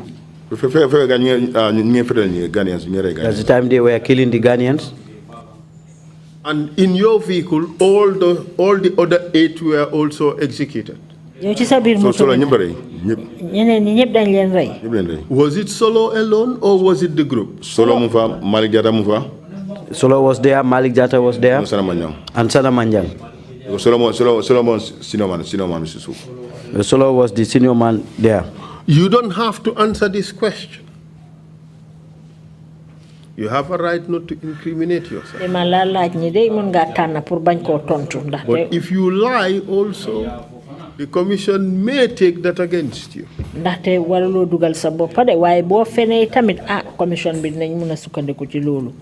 Did you shoot anybody? I have never shot anyone.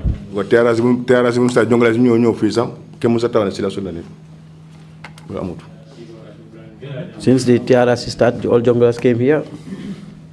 Are you basing your answer on the premise that nobody has said you shot anybody, or are you basing your answer on the truth? Yow sa tontu bi dang ko wër ci ne ñi fi joxe sédé yépp kenn tuddul la ne fetel nga wala dang ko wër ci ne dëgg mom ngay wax. If I have shot, I would have been here. I would have said it here that I have shot. So you did not shoot anybody? No. Bon fetelulo ken. Even if I did it, why would I take to replace my round? Where will I get it? Because if I go back to State House without the round complete, they will not take it. Because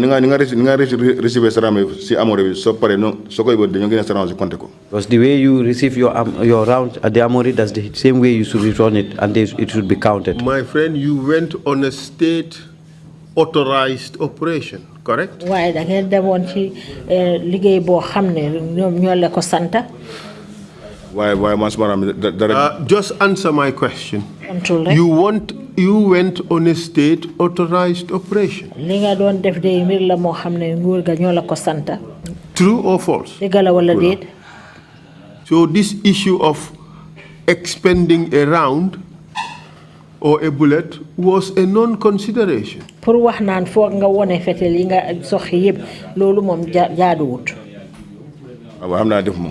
I know I didn't do it. So what happened to the people in the other vehicle? The same thing. They did the same thing to them. Who did the same to them? Because solo I didn't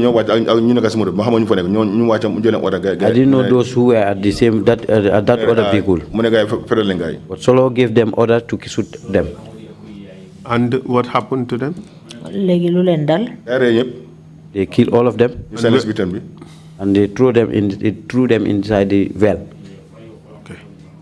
So now you have, from a batch of 20, you have 19 casualties. Yes,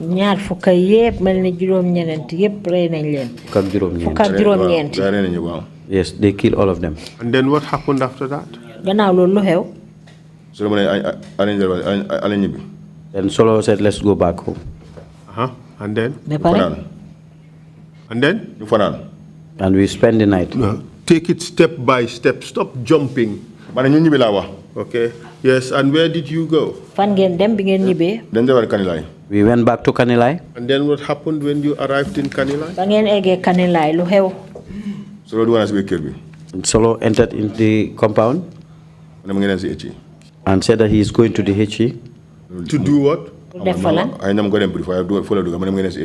Hey, stop bile dilly-dally. Tell us the truth. What happened? What did he go to do? Maybe he went there to brief him. Maybe, or he went there to brief him.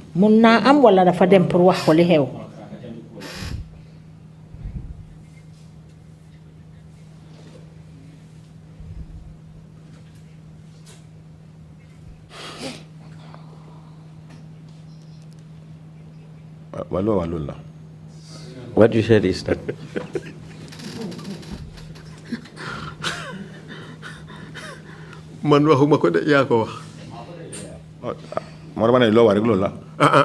whatever you said is I did not say it. You said it. Solo went inside the compound and nobody said that he's going is to the asking about what he got from there. He went to report to Yaya Jammeh, mission accomplished, what you and his team had already done. The killing of 19 West African migrants. That's what happened.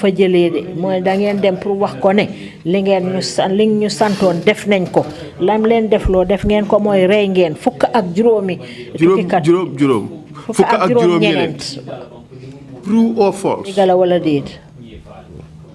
Yes. Did the festivities stop? It didn't stop. The music and dance continued. When you people had just executed 19 West Africans.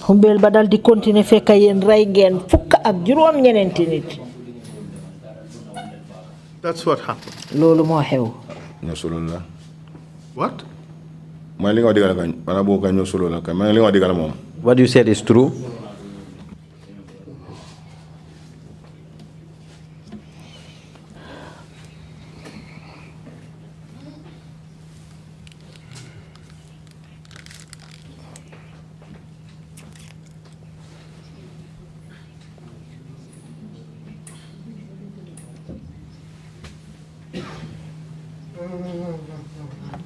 Do you know a person called Aliu Jeng? Yes, I know him. Was he there? I cannot say. How about Fansu Nyabali?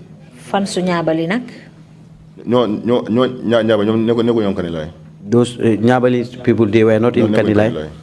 But they were there, weren't they?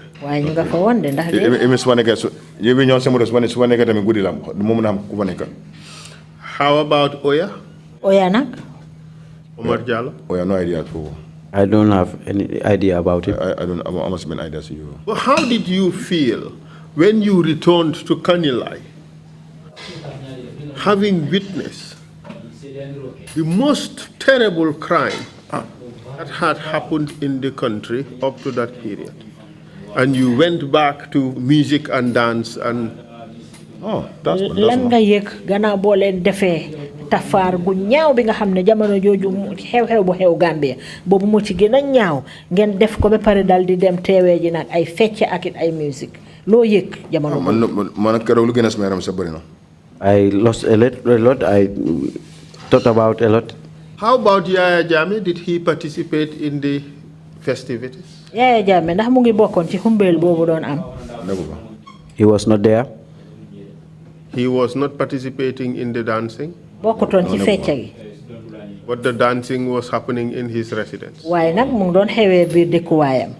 But of course, they had the gunshots and the record launchers. Waye day dégg nañ bali soxeeku ak bomb yi sànni. Am nga fu Casamance route. You know that place not far away from Casamance. But of course, the stadium, the mini stadium, is closer. And it's not far away from Casamance. Mr. Witness, bombs and gunshots would not be happening near Kanilai, and for Yaya Jammeh to stay calm if he did not know where they were coming from. Ay bom ak ay bali fetel du soxé ko Kanilai fekk Yaya Jammeh dal di tok rek ak xel mu dal fekk xamut bom yoyu ak bal yoyu fan la joggé. Is that to be believed? Lolu mën nañ ko gëm. He knew what was going on. Xamon na li xew. He knew that his killers were busy killing on his instructions. Xamon na ne day ray katami ñu ngi doon ray ci ndigalam. In Kanilai. Ca Kanilai. True or false? Diga wala deed. Yes, so it's true. Answer clearly. Remove your hand and answer clearly. True or false? Sorry, I'm going to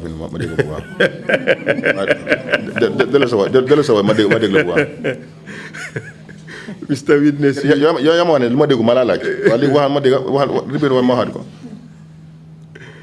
Okay, I will do it again. Yaya Jammeh was there in Kanilai, correct? Yaya Jammeh mu ngi won Kanilai du nonu. The gunshots could be heard from his residence in Kanilai. Te fam togo nonu ca Kanilai ca dëkkuwaayam ba mu ngi doon dégg bali fetel yi. Maybe he has had it. Because the gunshot is always loud at night. And a minimum of 20 bullets were fired. Te lum new ñaar fukki bal mom soxi nañ ko. Correct? Dead. Okay. Yes, there was gunshot. I didn't know how many, but there was gunshot. A minimum of 20 gunshots were fired. Lum new ñaar fukki bal soxi nañ ko. Anga dafa depend yo li nga 20 shot 20 bullet dafa depend. Depend on what? Boran su ko defé single shot boran su ko defé automatic mom amana negen more than 20. If at all is a single shot, it can be only 20, but if at all is automatic, it could be more than 20. You are not listening. A minimum of 20 bullets were expended. Dama ne lum new ñaar fukki bal mom soxi nañ ko. Yes, there is no way Yaya Jammeh would not hear lolu amul dara nuñ ko mëna defé té Yaya Jammeh déggu these gunshots. Déggut bali fetel yoyu. And there's no way he would not have heard the sound, the explosion of the grenade. Amul ben pexé bo xamné dina bom bobu ñu sanni déggut ko. You agree? Anda nga ci. Yes. And he knew, of course, that it was his soldiers who were doing the killing he instructed them to do. Oron na ko peng ne soldaram yi ñoo doon def rey googu nga xam ne moom moo leen ko defloo. True? Dëgg la. Maybe it could be. Well, Solo went and briefed him, didn't he? Well, Solo dellu na pour xamal ko. Solo went there, but I didn't know what he discussed. Let me ask you this, Mr. Witness. Do you think during Yaya Jammeh's time, a soldier would have the audacity to take a single person to Kanilai and shoot the person dead without Yaya Jammeh's authorization? Wow, déglu ma laaj la de seede bi fokk nga ne jamono Yaya Jammeh ken amna fiti ñeme bo xamne di nga jël ben nit rek yobbu ko be kanilay nga fetel ko fofu ray ko te yaay jamme xamu ci dara li nga waté mun na am xamna leena tamit comme ñoo ki hey stop dilly-dallying, just answer the question. Answer the question. No, I didn't know that one. Look, what I know it's not about whether you know or don't know. Does anybody have the audacity to do that? Or did anybody have the audacity to do that during that time? Maybe. Maybe because Tumbul can even do some things that Yaya will not be aware of. On this particular occasion, Yaya Jammeh was aware. And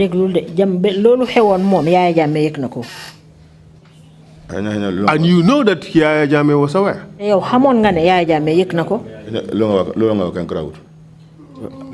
This is not me testifying. This is you testifying. Yaya Jammeh was aware of this. Yaya Jammeh gave the instructions. You know that, didn't you?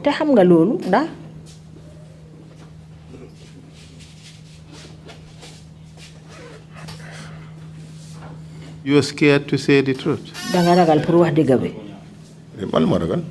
have nothing to fear. Well,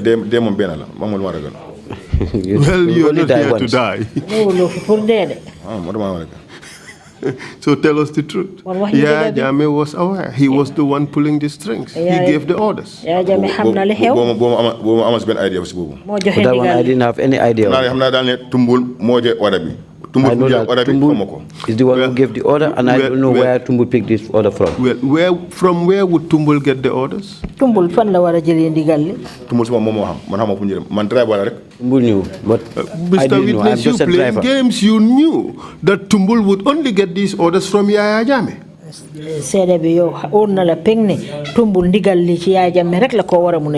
True or false? No. Maybe. Is it true or false? I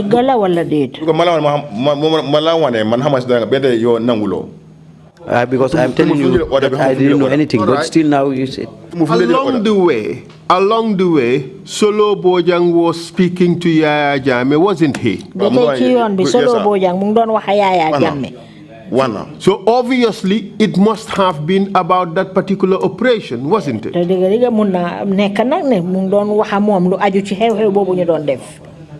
operation. The further operation. Correct? Maybe. Maybe. Because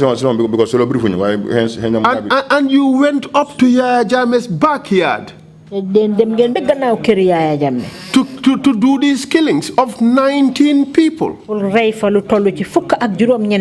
You think anybody in this country would have done that at that time without Yaya Jammeh's knowledge?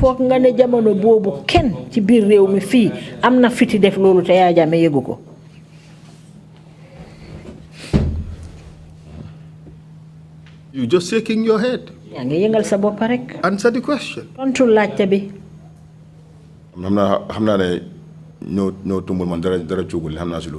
I know that you see, Mr. Witness, what you're trying to do, you are so afraid to say that Yaya Jammeh knew it. Yaya Jammeh gave an order. I have nothing to fear. Okay, let's do it this way. You said Yaya Jammeh. Listen, you did say a moment ago that Yaya Jammeh was briefed, wasn't he? Te tumuta bunyam pado tumuta masmo honne yaaje me moje order ma tax mané ko li conseiller yaaje me moje order bo amal ma ci ragal police yaaje me this order I will stand here at this commission and say man deug mako sax yaaje me give this order te ko sama prove sax nga rema sa té bi té mo gën luma dego degu mako what I didn't hear it. Do you realize that you yourself, Tumbul Tamba, Sana Manjang, Malik Jata, you are all murderers? Ndax yow xam nga ne yow mi ci sa boppa Tumbul Tamba Sana Manjang Malik Jatta yeen ñepp ay reykati nit ngeen. I was not part of it. Well, you drove them to their death, didn't you? Wa ya leen yobbu de fañ leen reyé. Because li ma wax because dama patrol. That's what I was told. Okay. Because if I was told that they are going to kill these people, I will not go. And the next day, what happened? The same thing happened. And where were you? Because too much order manager, them patrol. Too much begins. Skill they brief, solo they brief. Only brief solo. The next day, what happened? Did you go back on patrol? Them one, as a driver, I was the only one as a driver. Okay. And you went, where did you go this time around? The same place. And did you go past Mandina Bar? No one be my close no one be fi mujel guy you will just answer questions. And when you arrived at Mandina Bar, you realized that you were going outside your jurisdiction, correct? Did you refuse to go this time around? I quarreled with him. Did you refuse to go? In Canada, different patrol. Canada that day, Canada. I was told at Canada that we are going for a different patrol. Who told you a different patrol? So you arrived at Mandina Bar. Okay. Because you get new judge. If they are doing their things, they never tell you. But you getting agitated. Take it easy. You realized at that stage also that, well, what happened the day before is happening again. Because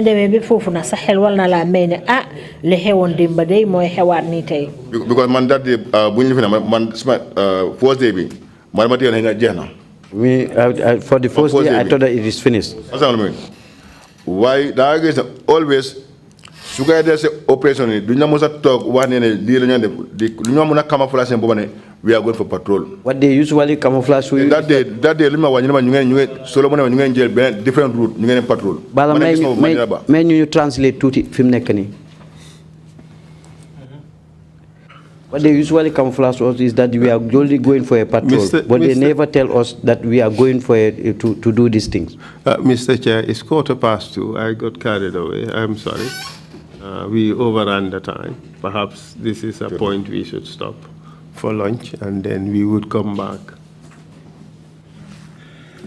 after 1 hour. Would you be ready for a 3 o'clock return? Yes.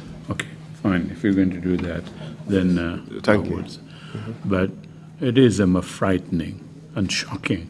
I want to know from the witness when one of the captives was shot and then thrown into the well. Who was it who threw in a grenade? Malik Jatta. Malik Jatta threw a grenade and it exploded in the well? Of course, sir. In the Gambia? Yes, sir.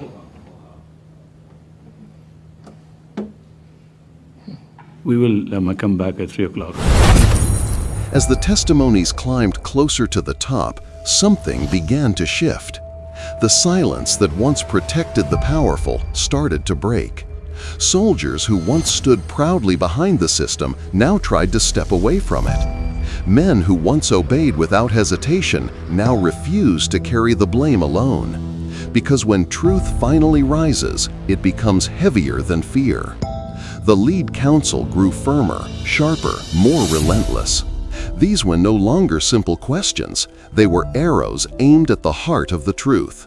You were present. You participated. And you knew who commanded you. One by one, the soldiers stopped hiding. Yes, the migrants were labeled as mercenaries. Yes, the order came urgently. Yes, the instruction was clear: eliminate all of them. Yes, approval came from above, not below. Their voices trembled, their stories shook, but the truth refused to stay buried. Then came the moment that changed everything. A single soldier broke the unspoken rule, the rule of silence around the chain of command. Power can no longer pretend innocence. What happens in Part 11 will shock you. The next testimony reveals details darker, deeper, and more disturbing. To follow this unfolding truth, to hear the stories they tried to silence, and to uncover the next untold chapter of the 44 Ghanaians who vanished in the Gambia, Make sure you subscribe to our YouTube channel and stay with us for the next episode. Thank you for watching. The story continues, and the truth is only beginning to rise.